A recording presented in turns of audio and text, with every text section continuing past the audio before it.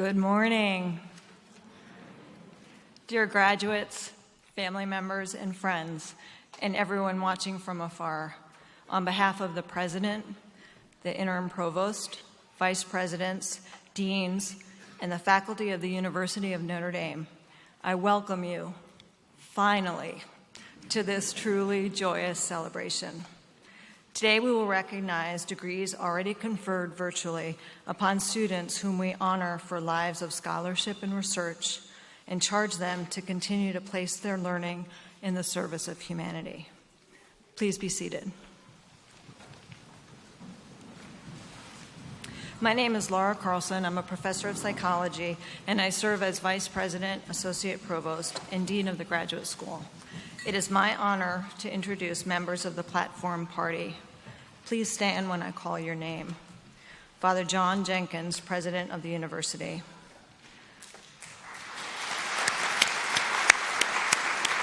Professor Chris Mazur, Vice President and Interim Provost of the University. Dr. Michael Pippinger, Vice President and Associate Provost for Internationalization. Professor Bob Bernhardt, Vice President for Research. Professor Sarah Mastillo, the I.A. O'Shaughnessy Dean of the College of Arts and Letters. Professor Patricia Culligan, the Matthew H. McCloskey Dean of the College of Engineering. Professor Santiago Schnell, the William K. Warren Foundation Dean of the College of Science. Professor Scott Appleby, the Marilyn Keough Dean of the Keough School of Global Affairs.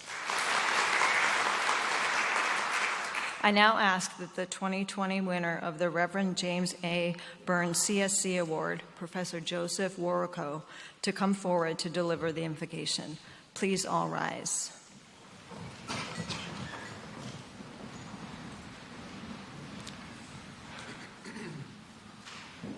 Good and gracious God, as we not only honor these men and women, these scholars and professionals, we also send them forth from this university, which is honored to be named after that young woman who became the mother of your Son. Mary, Mother of God, has been given many titles. Mary is the seat of wisdom. O God, grant these men and women, through her intercession, the gifts of wisdom and prudence. Mary is the mother of good counsel. Grant them, by her prayers, sound judgment. She is the mirror of justice. Through her intercession, grant them to live justly in service to the common good of humanity.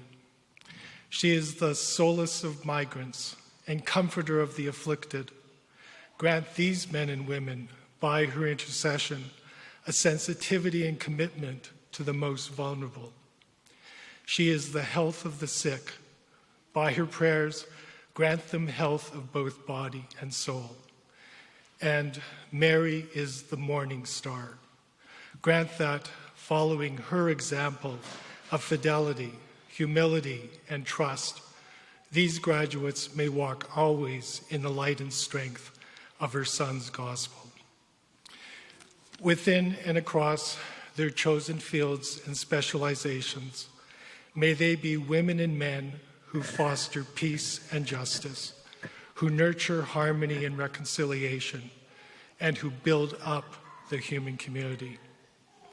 And may Mary of Nazareth, Notre Dame, our mother, continue to watch over and protect both this university, which bears her name, and all of us who have been entrusted with the sacred task of forming the minds and hearts of those who study here.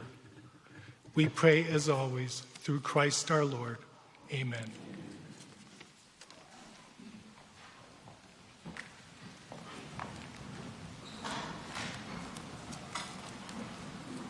Thank you, Professor Warrico. Joe, I'm sorry.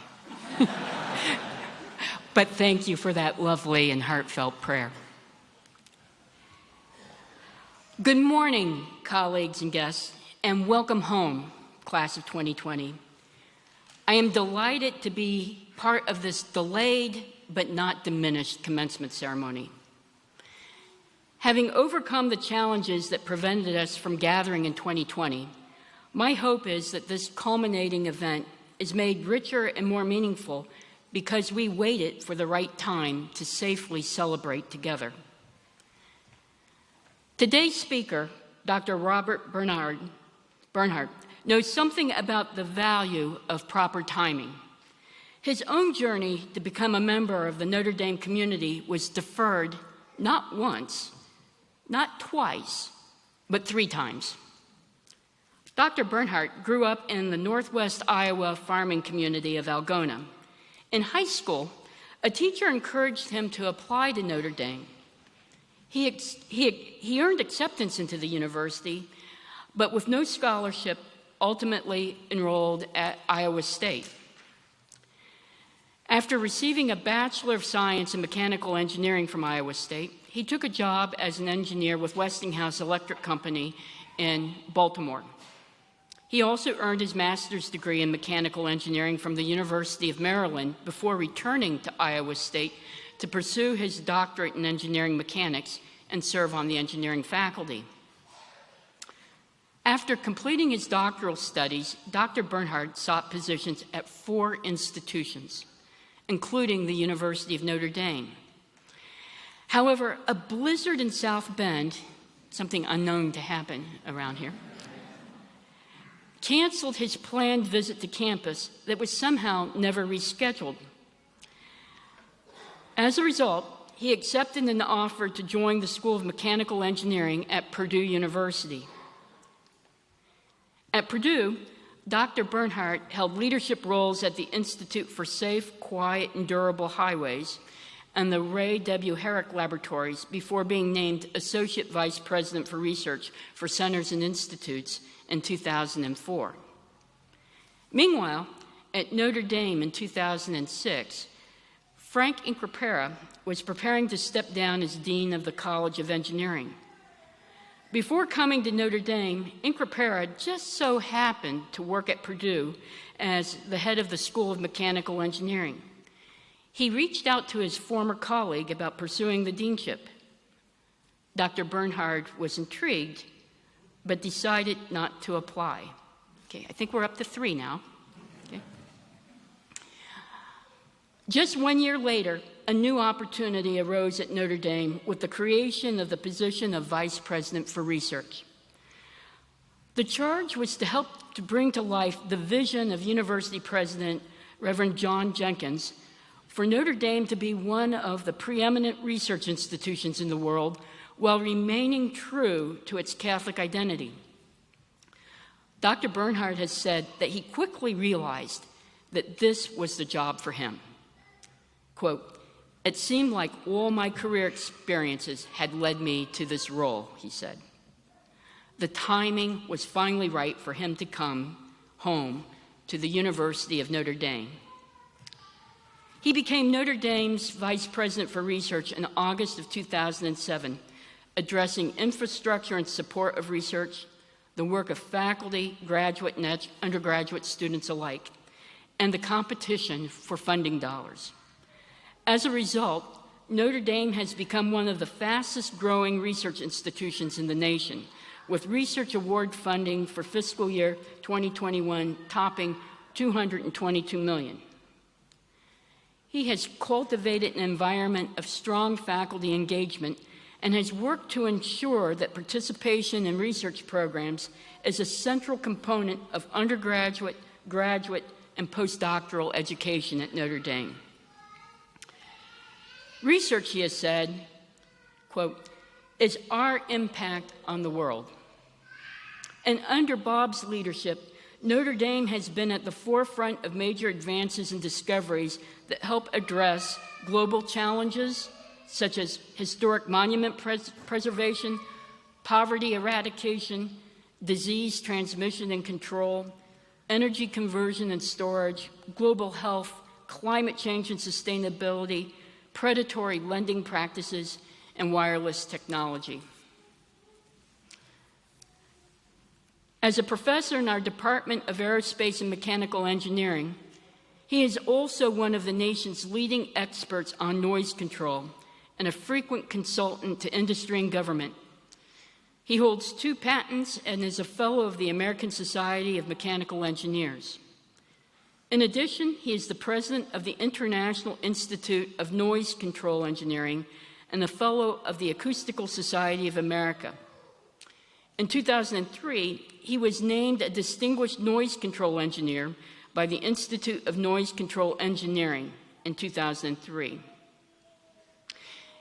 It's been my pleasure to work so closely with Dr. Bernhardt, and it is even a greater honor to call him a friend. To quote a recent Notre Dame valedictorian, "Let's make some noise for Bob Bernhardt."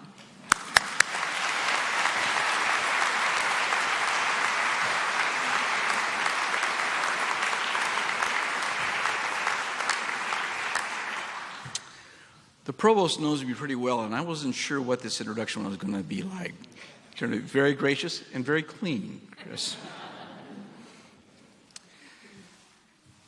Reverend Father President Jenkins, Provost Mazar, Dean Carlson, colleagues in the Platform Party, friends and family, and especially the 2020 graduates of the Graduate School at the University of Notre Dame. Greetings. To the class of 2020, welcome back to campus to celebrate your graduation. We are so very proud and grateful to you that you have chosen to come back after 2 years to celebrate your graduation with us today. I must also say that I'm loving this opportunity to address you. What a unique opportunity. I don't have to use the standard commencement script. You've already commenced. Since you've already made a lot of decisions and experienced many challenges and disappointments, instead of talking about a theoretical commencement, this is an opportunity to stand back and reflect together on the many happenings of the last 2 years as a model of what is to come. This is an interesting opportunity to take stock in the role that values play in your decisions and to prepare you for the 10 or so major transitions that you can expect to experience in your lifetime. Of any class, your commencing experience has been unique. Your plans to finish your graduate studies in spring of 2020 were likely disrupted when the campus closed and most of our operations were disrupted. I can only imagine the angst that you must have had not knowing when or how you would graduate. Your post-graduation plans were probably affected by the uncertainties facing employers in 2020. If and when you started the position, you started work in a remote work environment physically separated from your colleagues, then a year or so later, you were undoubtedly affected by reopening, supply chain challenges, and the Great Resignation. When I put on my I love all things research hat, your experience is going to be a great case studies for the future. My avocation is leadership, particularly higher education leadership. It's pretty clear that managing transition is a significant part of higher education leadership, both for the leaders themselves as they navigate significant changes in their own professional life, but also in leading others who are experiencing transition. Imagine the department chair or dean that has to deal with faculty going through a mid-career crisis, or a faculty facing the transition of retirement. I'm not going to look over to my left here to see if anybody's smiling or groaning right now. Along with leadership characteristics such as authenticity, self-awareness, integrity, and inclusiveness, the understanding of transition is one of the primary challenges of leadership. There is significant literature about transitions that all point to how critical a successful and complete transition is. My own personal favorite is the book by William Bridges called Transitions, Making Sense of Life's Changes. Bridges' thesis is that the transitions in life, both personal and professional, are a three-part process. an ending, an uncomfortable middle, and a new beginning. Applied to graduation with a graduate degree, that three-part process implies an ending of your graduate program, an uncomfortable middle to your next calling, and then an enthusiastic beginning of your next life. So, how's that all worked out for the class of 2020? The ending of your graduate school days is generally not the hardest transition you'll make. First of all, it's voluntary, unlike involuntary transitions you might face, such as losing a job or the death of a loved one. And most of you, I think, are very, very, very happy to have reached the finish line. So that ending should be pretty easy. But not everybody completes this phase easily. Some people don't want to leave their graduate program. They seek another environment as similar to the graduate program as possible. Or they continue to operate like a graduate student in their new role and fail to launch. Or they attempt to maintain their identity as a graduate student. A young assistant professor told me just a few days ago that he would prefer to still be a postdoc working in the lab. He isn't sure he wants the responsibilities of writing grants and advising students. So how did this go for you? As you think about your own experiences, did you have a successful ending? Or are you still in the process of ending? The uncomfortable middle is the part of the transition where I worry the most about graduate students. Many students I've observed at the end of their studies don't put enough energy or thought into the uncomfortable middle. The simultaneous demands of wrapping up classes, exams, and a thesis, on top of the time demands of doing a thorough job search, generally mean that the deep contemplation needed for discernment takes a back seat. My own graduate students were pretty wild-eyed and obsessive when they were in their last year. They were going to finish their thesis no matter what. In this crazy finishing mode, many were also trying to secure a job.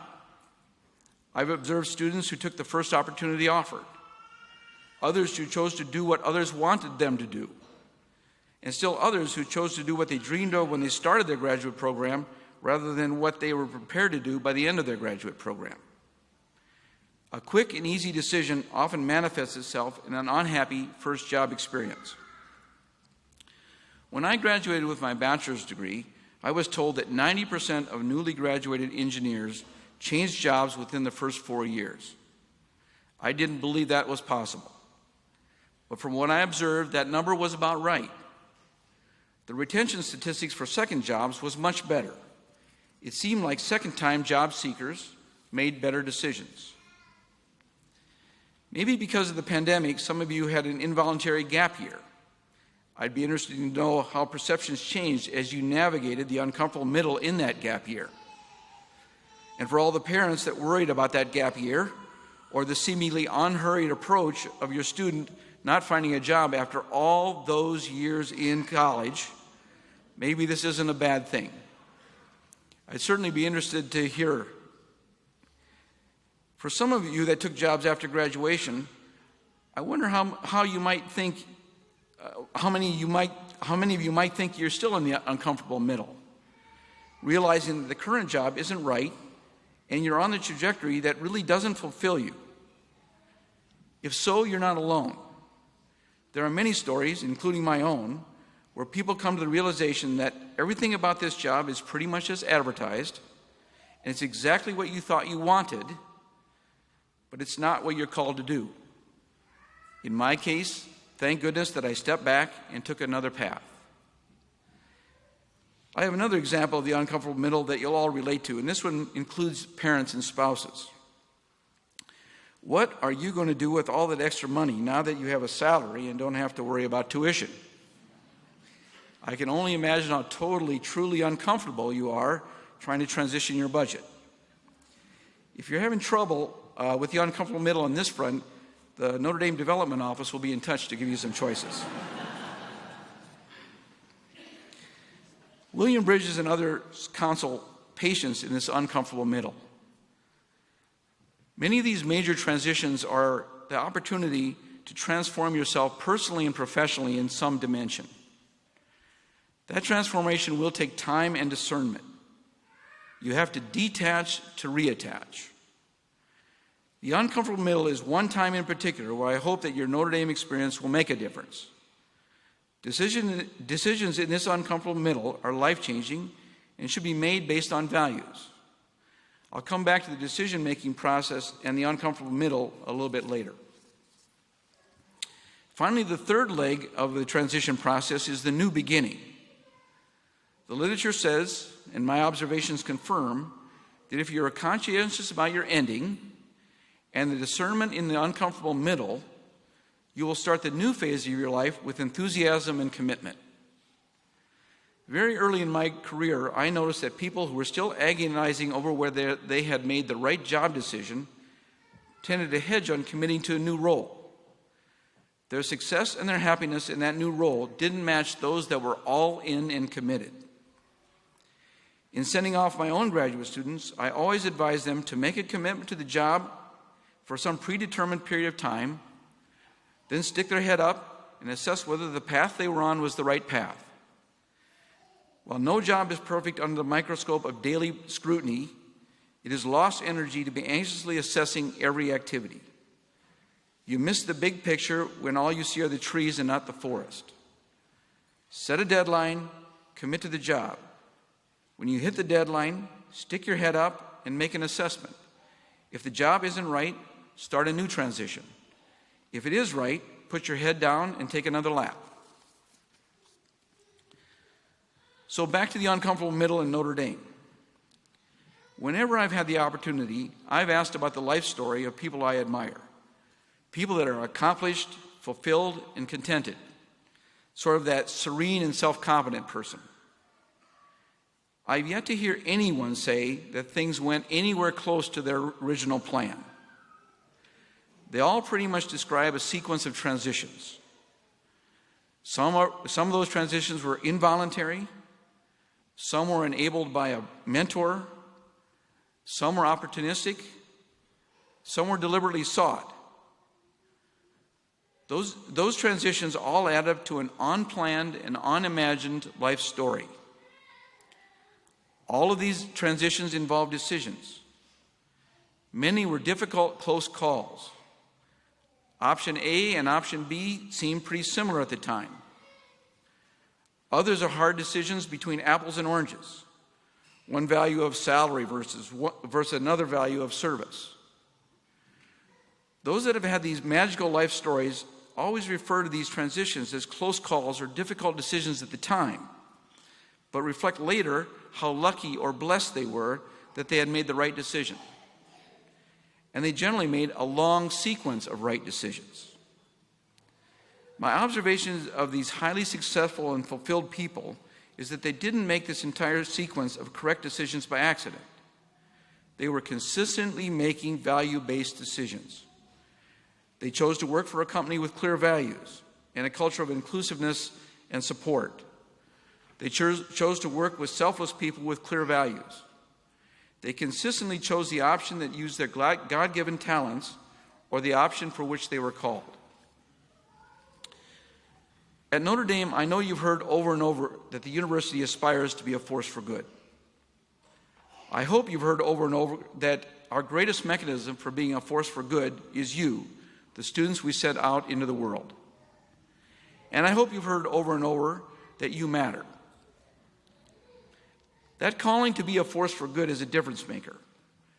In the various moments of discernment, if you remember that call, including the call to use your talents to serve, you'll have the North Star you need to make your own sequence of right decisions to live a fulfilled and well-lived life in service to those around you.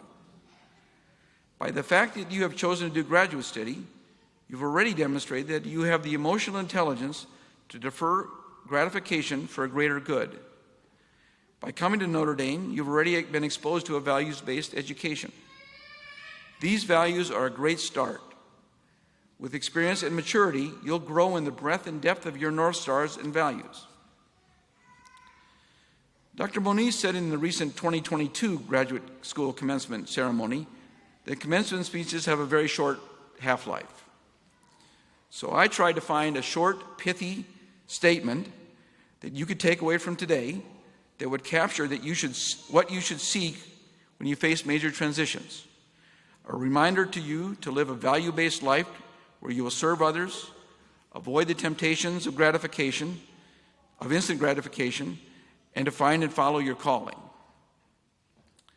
I believe that when your aspiration matches your calling, when your aspiration aligns with your calling, you will experience a state of happiness, satisfaction, pride, and well-being, regardless of how challenging that job might be.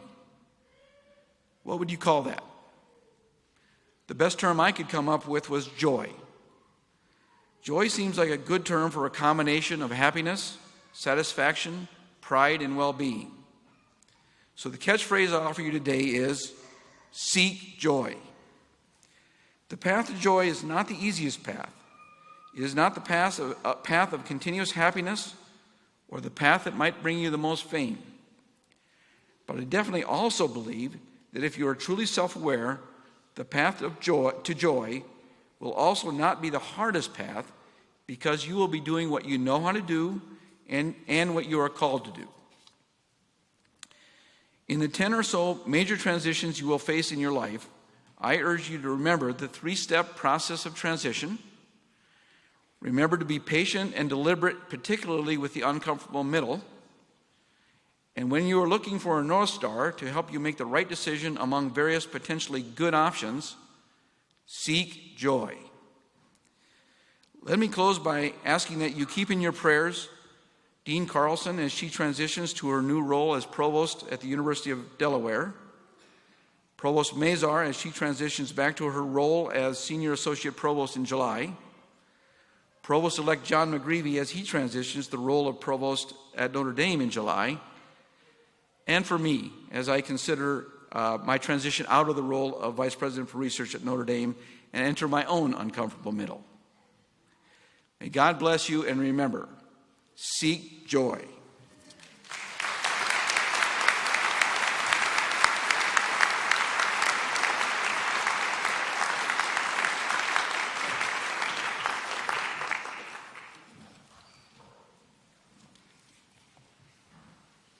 Thank you, Bob, for your remarks about transitions and the extremely timely challenge to push through the uncomfortable middle.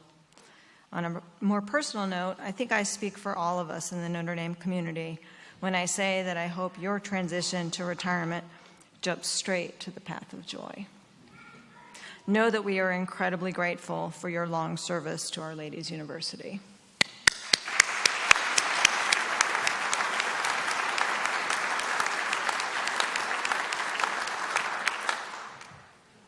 We come now to the celebration of degrees previously conferred. We'll first recognize our PhD recipients. Doctoral graduates, please assemble by college at the direction of the marshals. As you make your way forward, I want to acknowledge that the ways that this ceremony, much like most of our lives these past 2 years, is a bit turned on its head. In an ordinary year, our PhD candidates are first hooded by their faculty mentor and thereafter receive their diplomas and then have their degrees conferred. But because of the pandemic, this was reversed. Degrees were conferred virtually, diplomas were mailed out, and no hooding took place until now. In addition, a normal commencement ceremony involves graduates, both doctoral and masters, receiving their actual diploma as they walk across the stage. But because they were mailed out 2 years ago, that part will be different as well. Of course, as in all things pandemic too, these things create opportunities. And so for us, it was an opportunity to reflect on the uniqueness of the class of 2020. So graduates, as you walk across the stage, Father Jenkins will give you a diploma holder like this. But in it, you will find an image of Hesburgh Library, and it's overlaid with these words: "On this day, we acknowledge adversity beyond your control. We recognize your resilience. We honor your dedication to scholarship. We celebrate your long overdue commencement ceremony." Notre Dame class of 2020, we offer for you this prayer for the next phase of your journey. Lord, give us the ambition to do as much as we can, as well as we can, as long as we can, and the resolve not to despair over the things that we cannot do. In times of trouble and doubt, our hope is that this prayer from Father Ted Hesburgh, hung perhaps on your living room wall or amid the clutter of your office, will provide encouragement and a light for the path ahead. Indeed, let it be a tangible reminder of your many hours of study in Father Ted's library or in the back of your lab, pushing through the darkness in search of knowledge and truth.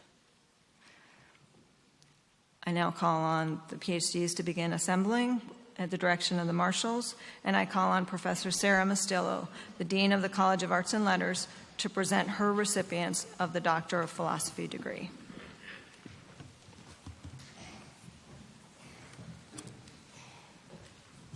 Will the recipients of the degree of the Doctor of Philosophy in the College of Arts and Letters and their directors please step forward?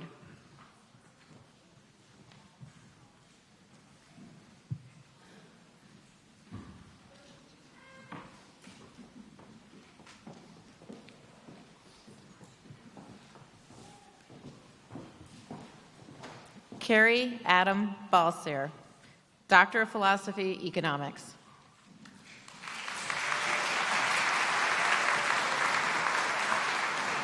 Nathan Peter Chase, Doctor of Philosophy, Theology.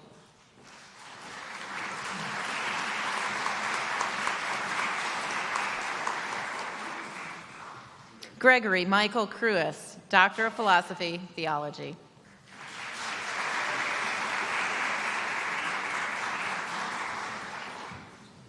Roberto Jose de la Noval, Doctor of Philosophy, Theology.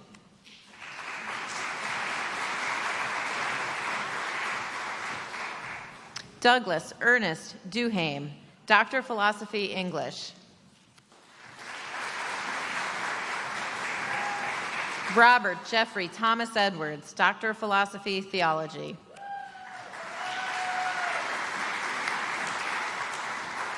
Chelsea Jordan King, Doctor of Philosophy, Theology.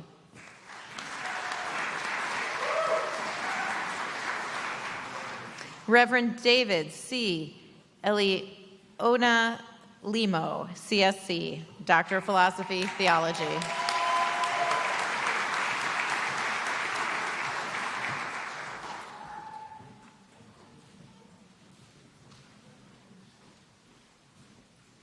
Kevin Daniel Magas, Doctor of Philosophy, Theology.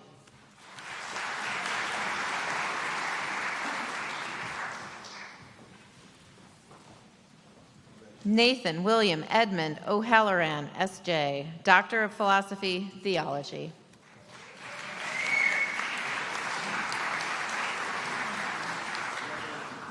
Jillian Pamela Plummer, Doctor of Philosophy, History.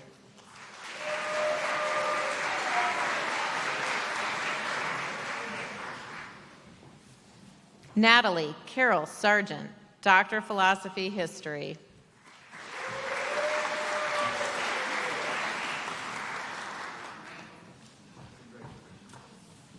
Ruth Fondy Speidel, Doctor of Philosophy, Psychology, Research, and Experimental.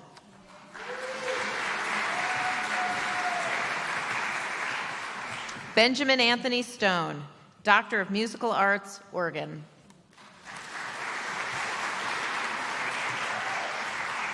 Dustin Samuel Stoltz, Doctor of Philosophy, Sociology.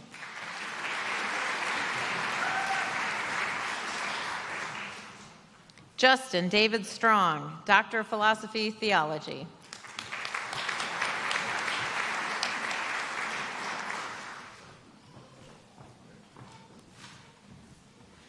Paula Uparea Reyes, Doctor of Philosophy, Spanish.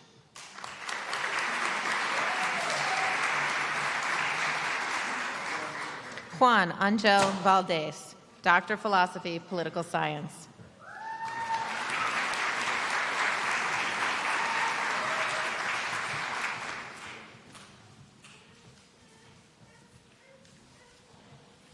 Reverend Father President, I am pleased to present to you the graduates who have completed the requirements for a doctoral degree from the College of Arts and Letters.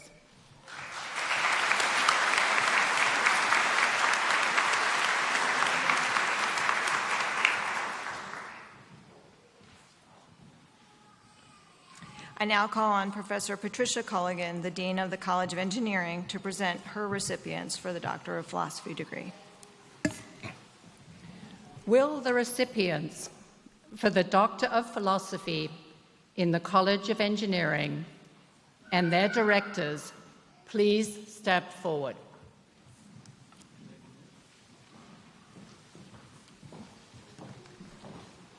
Sandeepan Banerjee, Doctor of Philosophy, Computer Science and Engineering. Joel Robert Gray Brogan, Doctor of Philosophy, Computer Science and Engineering. Uran Isik Khan, Doctor of Philosophy, Aerospace and Mechanical Engineering. Ki Wei Chen, Doctor of Philosophy, Electrical Engineering.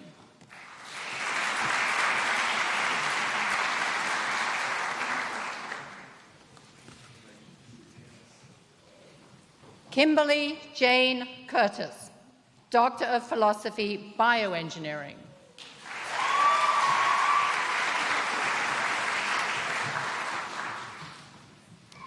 Tyler Egan Curtis, Doctor of Philosophy, Bioengineering.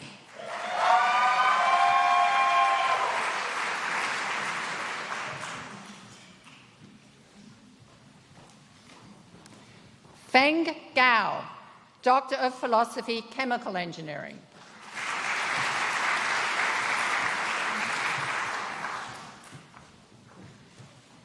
Evan Jameson Gerbo, Doctor of Philosophy, Civil and Environmental Engineering and Earth Science. Mehdi Golistonian, Doctor of Philosophy, Computer Science and Engineering.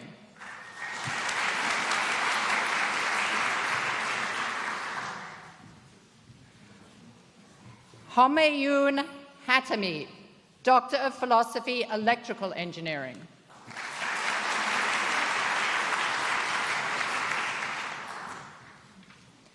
Hayasita Sonia, Doctor of Philosophy, Aerospace and Mechanical Engineering.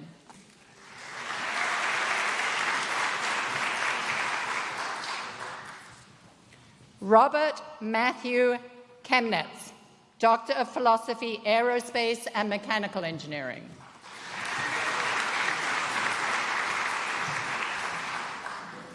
Kenton William Murray, Doctor of Philosophy, Computer Science and Engineering.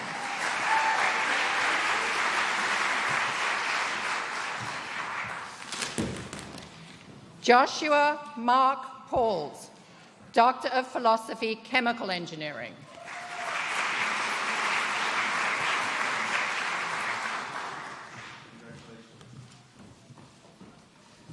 Jessica Hammett Schiltz, Doctor of Philosophy, Bioengineering.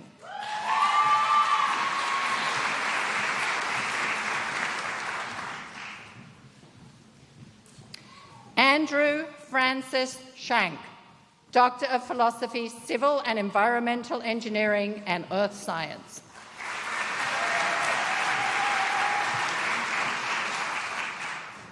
Michael Waldrop, Doctor of Philosophy, Aerospace and Mechanical Engineering.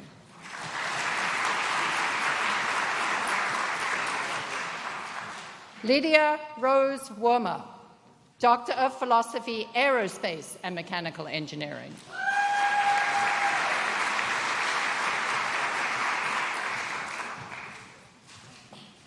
Thomas Andrew Zirkle, Doctor of Philosophy, Electrical Engineering.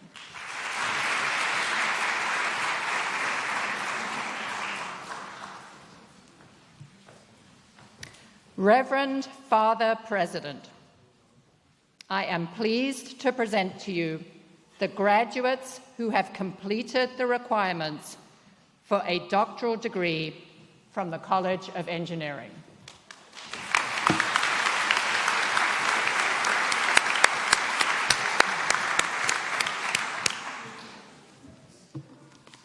I now call on Professor Santiago Schnell, the Dean of the College of Science, to present his recipients of the Doctor of Philosophy degree. Will the recipients of the degree of Doctor of Philosophy in the College of Science and their directors please step forward?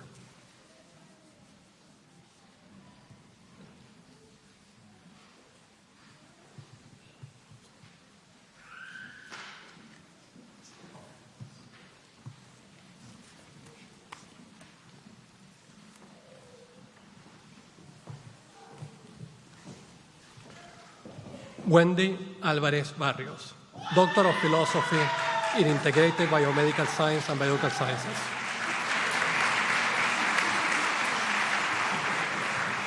Emily Barker, Doctor of Philosophy in Chemistry.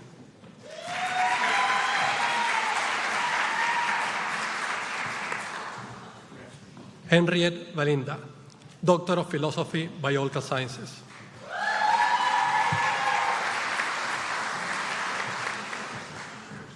Sage Davis, Doctor of Philosophy, Biological Sciences.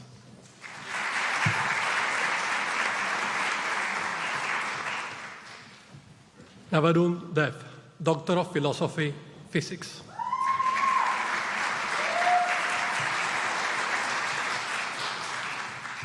Madeline Dowling Smith Everly, Doctor of Philosophy, Chemistry.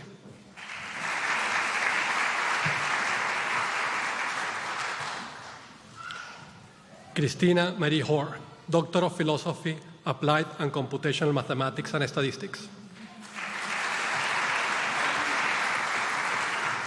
Jacob Arthur Long, Doctor of Philosophy, Physics.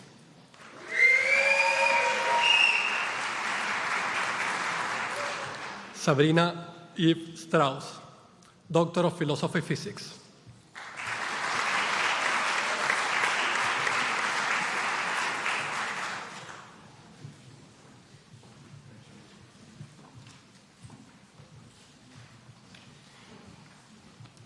Reverend Father President, I'm pleased to present to you the graduates who have completed the requirements for a doctorate degree from the College of Science.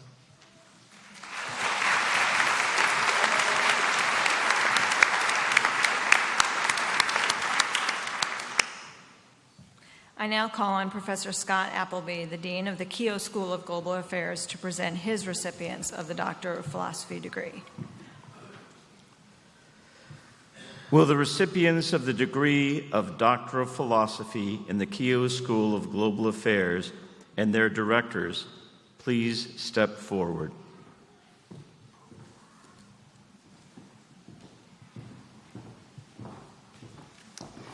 Rieti Giovanni Gingo, Doctor of Philosophy, Peace Studies, and Anthropology.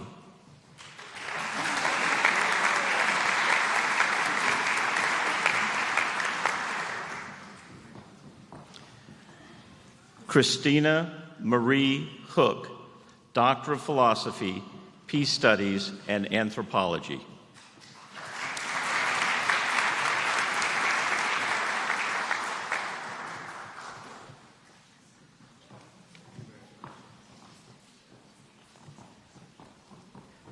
Reverend Father President, I am pleased to present to you the graduates who have completed the requirements for a doctoral degree from the Keough School of Global Affairs.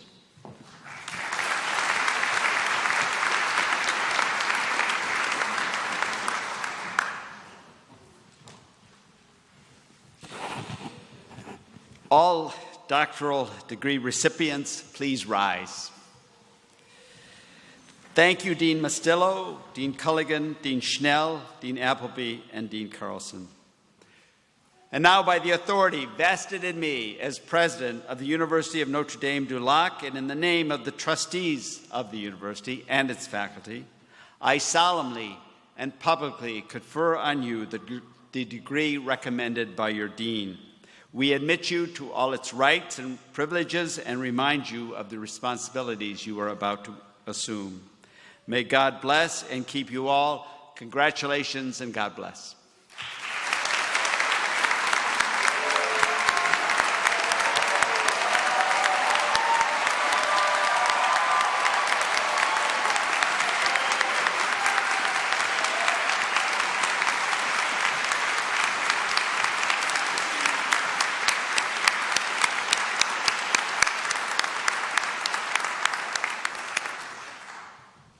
Congratulations. Every year, the Graduate School has the distinct honor of recognizing a small number of students and faculty for exceptional achievements in scholarship and mentoring. To learn more about the remarkable accomplishments of our 2020 honorees, I direct you to the Graduate School Commencement booklet, which provides the full citations. We are privileged to have several awardees of the Eli J. and Helen Shaheen Award and the James A. Burns CSC Award as part of our platform party. I ask that each come forward to receive their award when I announce their name.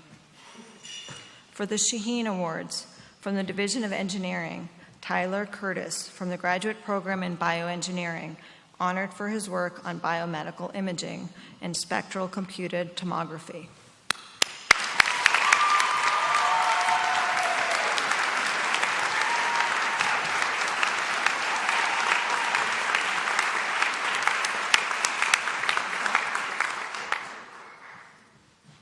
From the Division of Humanities, Paula Operella from the Department of Romance Languages and Literatures, honored for her research on transatlantic early modern literary and cultural studies.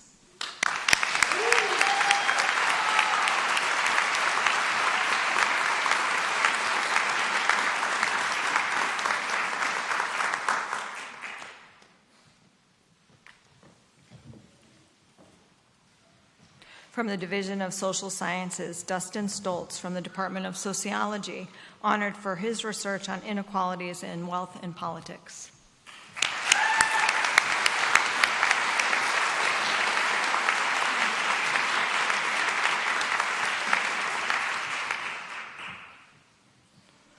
And for the Burns Award, Professor Joseph Warrico in the Department of Theology, honored for his many contributions to mentoring and supporting graduate students.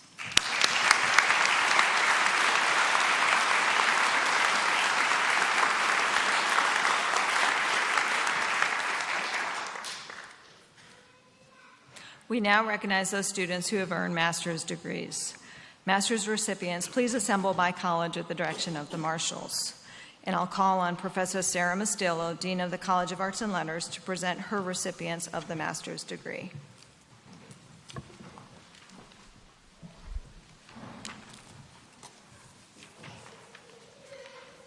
Will the recipients of the following master's degrees in the College of Arts and Letters please step forward? Master of Arts, Master of Fine Arts, Master of Sacred Music, and Master of Theological Studies.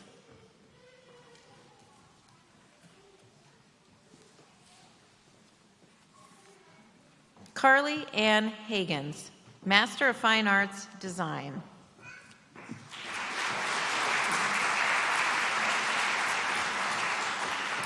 Fatima Uriami Anyekama, Master of Sacred Music.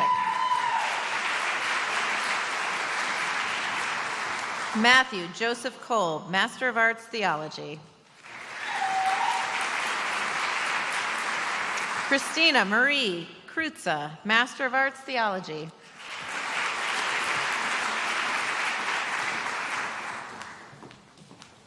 Reverend Father President, I am pleased to present to you the graduates who have completed the requirements for a master's degree from the College of Arts and Letters.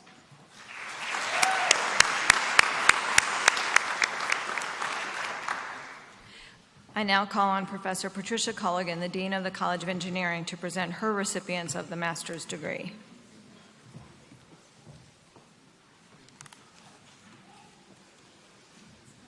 Will the recipients of the following master's degree in the College of Engineering please step forward?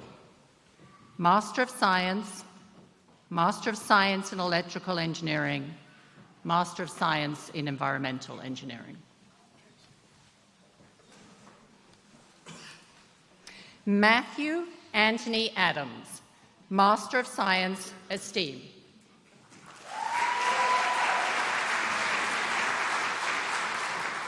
Namrata Bora, Master of Science, Esteem.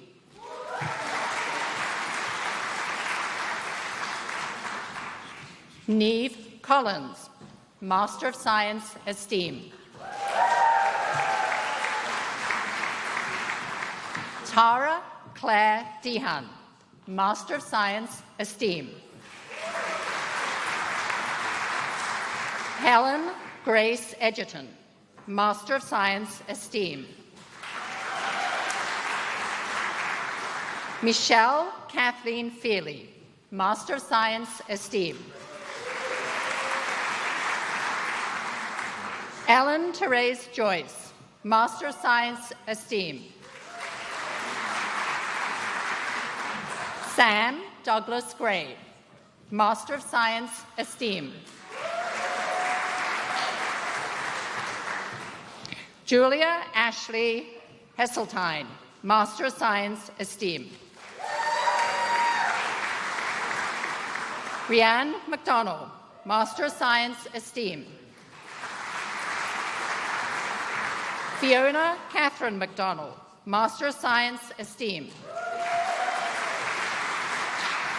Clint Stephen Morris, Master of Science, Esteem.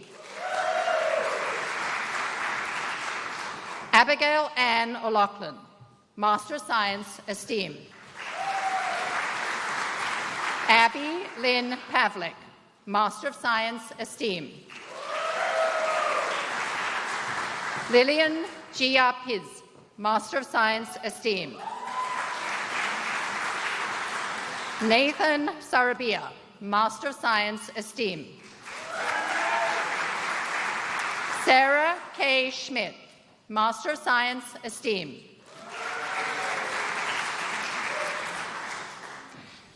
Risa Takinaka, Master of Science, Esteem. Kathleen Euler, Master of Science, Esteem.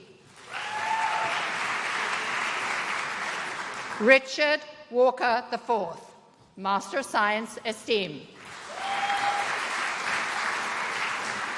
Lashanti Ray Leanne Walls, Master of Science, Esteem. Nicholas R. Wilt, Master of Science, Esteem.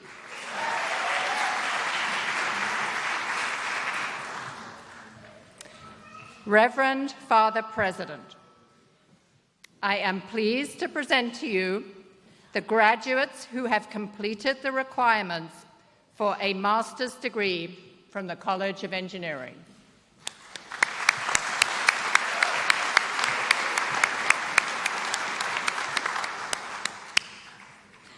I now call on Professor Santiago Schnell, the Dean of the College of Science, to present his recipients of the master's degree. Will the recipients of the Master of Science degree in the College of Science please step forward?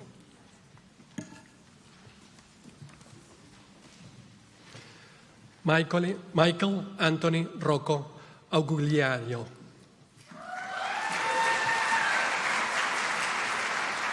Roger Kick Rees Jr.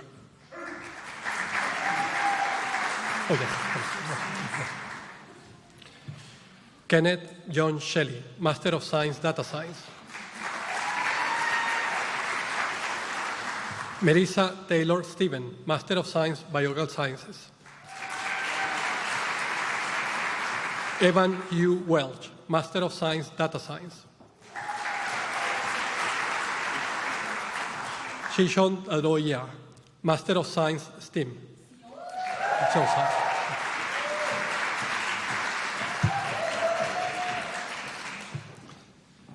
Devin James Dacupa Roberts, Master of Science in Electric Engineering.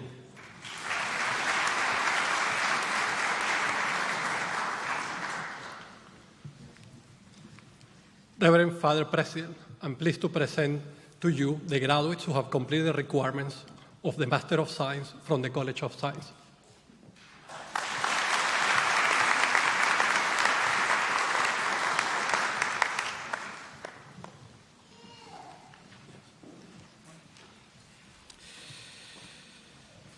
So,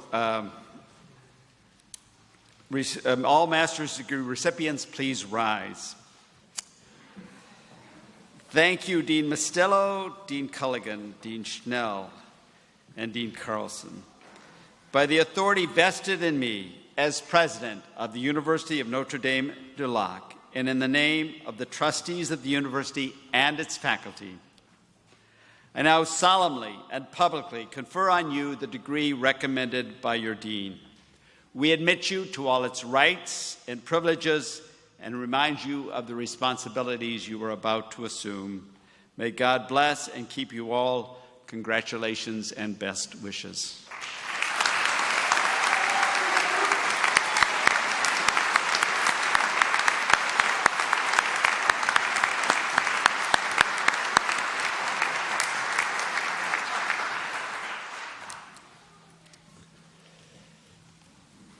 Well, Dean Carlson, Interim Provost Maziar, family and friends, it's great to be with you today to celebrate the graduate school class of 2020, a bit late, but no doubt very deserved. I welcome you and thank you for joining us. Graduates, after 2 years of unprecedented challenges, we are here together in person to celebrate you and your accomplishments. It's long overdue, but I hope for that, it is more joyful. I know how difficult it was to end your time here on campus so abruptly, but I hope the celebration this weekend allows you to celebrate your accomplishments and spend time with the people who are dear to you. While your accomplishments are truly your own, you know that you did not do it all on your own. You may have done the studying, but your families and loved ones did the sweating and stressing along with you. They cheered you up at your successes and cheered you on. They cheered you on at your successes and cheered you up at your setbacks. Many of them are here today, and others are joining virtually. They have been behind you every step of the way. So, to the mothers and fathers, siblings and spouses, friends and relatives, thank you and congratulations. And now I ask all our graduates to stand and applaud those who've supported them to this point.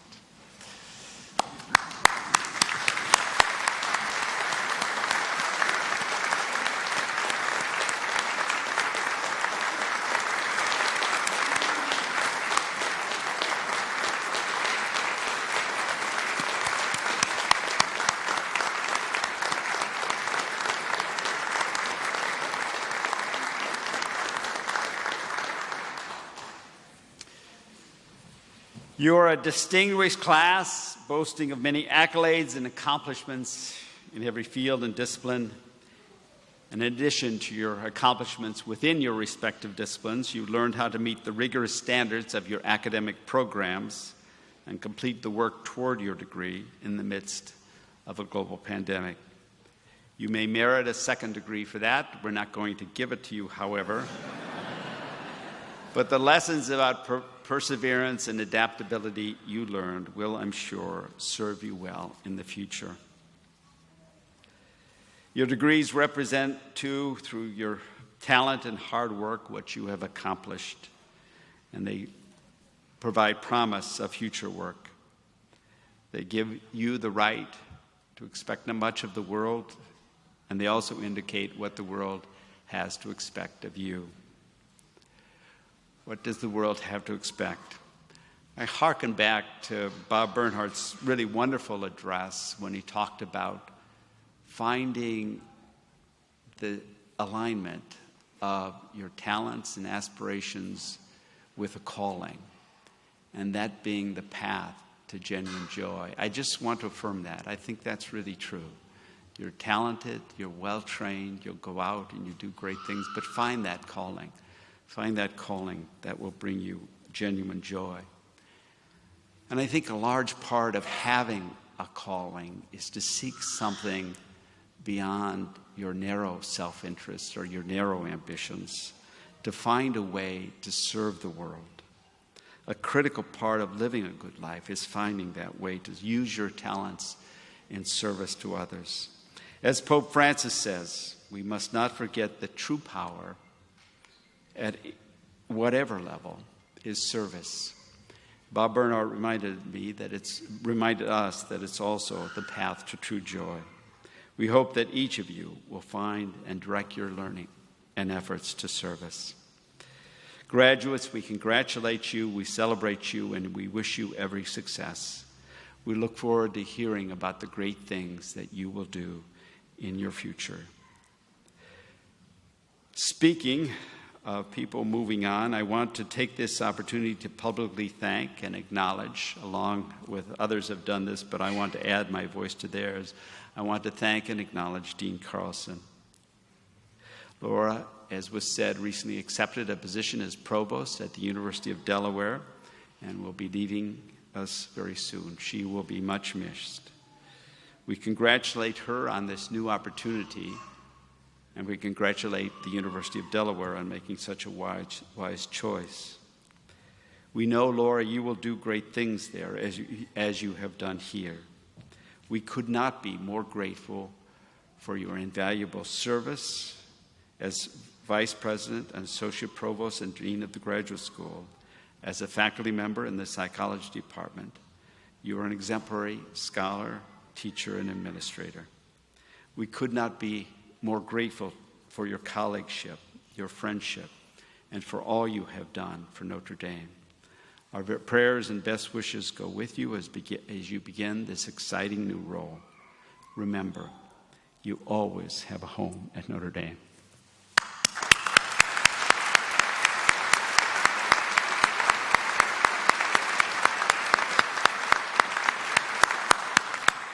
So I will bring this ceremony to an end with a brief prayer. Let us pray. Of all the gifts you have bestowed on us, Lord, none is greater than giving us intellects to seek truth, to learn, and to understand your creation. We thank you for these graduates who have labored so hard to learn and to understand. We ask that you guide them to use what they have learned to go forth, to heal, enlighten, and unify a world deeply in need. We pray this in your name. Amen. God bless.